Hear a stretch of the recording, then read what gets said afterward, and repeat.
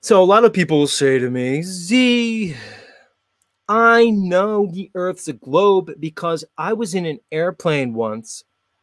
And when I looked out the window, I saw the curvature.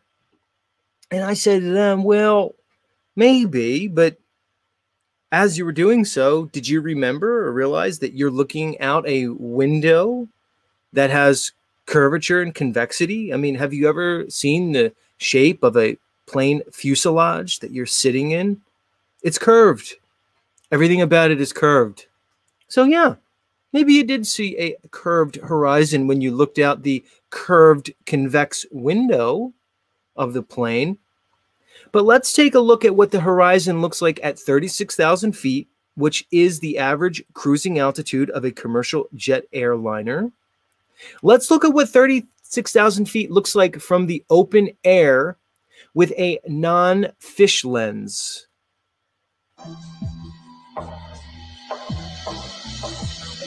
Look at this.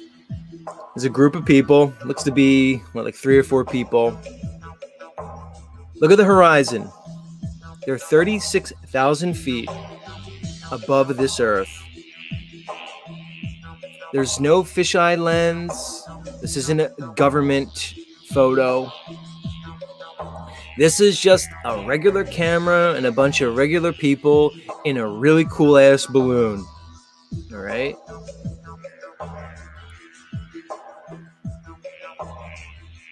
Now you may say to me, Z, don't you realize how big the Earth is? You wouldn't be able to see curvature from 36,000 feet. And I would say to you, well, didn't you remember when you told me that you saw curvature from the airplane that you were in, which is 36,000 feet? Didn't you remember when you told me that? Also, I'd like to point out, not only is the horizon completely level and horizontal, but notice how the horizon rises up to eye level. Let me say it another way. If you did live on a globe with a circumference of 25,000 miles and a diameter of 8,000 miles, you would easily be able to calculate what the curvature or drop rate should be.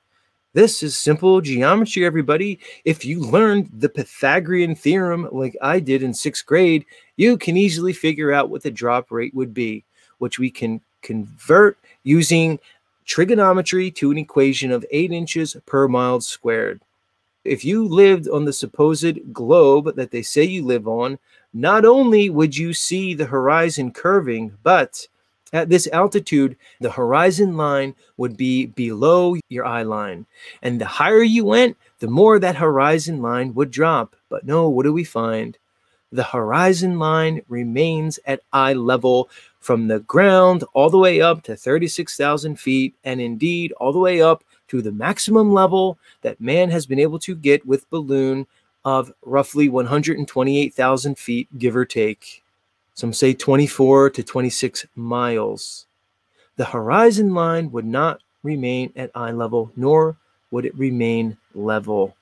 Truth is simple. It's only the lies that are complex. In 1931, there was a man named Auguste Piccard. That's right, Auguste Piccard, and he was a Swiss physicist. And in 1931, he developed a gondola balloon, which is round and pressurized, and he got his Swiss butt all the way up to 52,000 feet in 1931. 52,000 feet. You may remember the Concorde, which they retired. The Concorde was a commercial jet liner that was able to fly at 55,000 feet.